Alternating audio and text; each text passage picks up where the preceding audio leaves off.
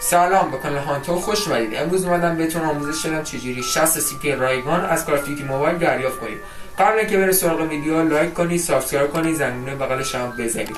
بیشتر از این وقتتون رو نمیگیرم، بریم سراغ آموزش.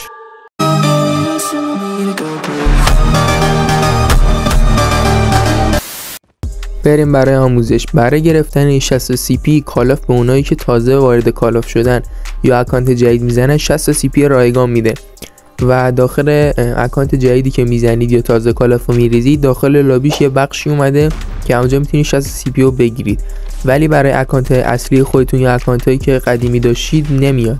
فقط برای اونایی که اکانت جدید دارن یه بخشی داخل لابی میاد که میتونن اونجا CP رو بگیرن. برای گرفتن این 60 CP رایگان شما باید یه اکانت جدید بزنید و این الان اکانت اصلی منه و یه بخشی بعد اینجا برام بیاره ولی نیورده چون اکانت اصلی منه. باید یه اکانت جدید بزنید تا بتونید 60 CP رو بگیرید. خب بچه میبینید این اکانت دوم منه که تازه زدم توی 60 CP رو گرفتم. برای گرفتن شما میاد به این بخش و بعد روی این یکی بخش میزنید و روی گو میزنید. وقتی شما وارد اینجا شدید شما برای چرخوندن این گردونه به سری کارت‌های نیاز دارید که تا 3 روز 2 تاشو همینجوری بهتون میده، ولی برای گرفتن بیشتر اینا شما باید یه مأموریتایی انجام بدید که من مأموریت هر 3 روز رو برای شما ترجمه‌شو میذارم. وقتی شما این کارت رو گرفتید میایید داخل اینجا روی این میزنید تا بهتون این CP رو بده و جوایزش رو بگیرید. حالا من باز یه اکانت جدید زدم تا بهتر و مفهومی‌تر و دقیق‌تر بفهمید. وقتی شما یه اکانت جدید میزنید روی این گزینه میزنید و دوباره میایید داخل این گزینه روی گو میزنید.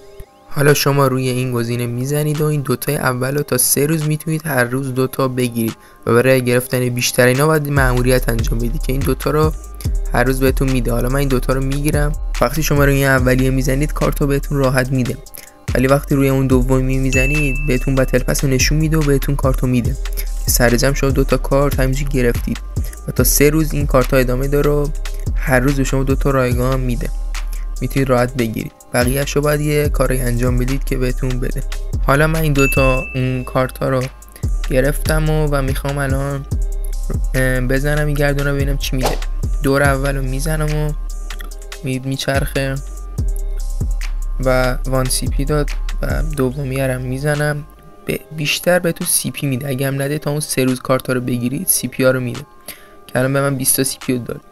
اگه هم مثلا CP رو بهتون نده تا اون 3 روز کارت ها رو میگیرید کل گردونه هم میتونید فول کنید و همه جوایزش میتونید بگیرید. اگه به شما این CP ها رو نداد لازم نیست به یه اکانت جدید بزنید تا CP ها رو بگیرید.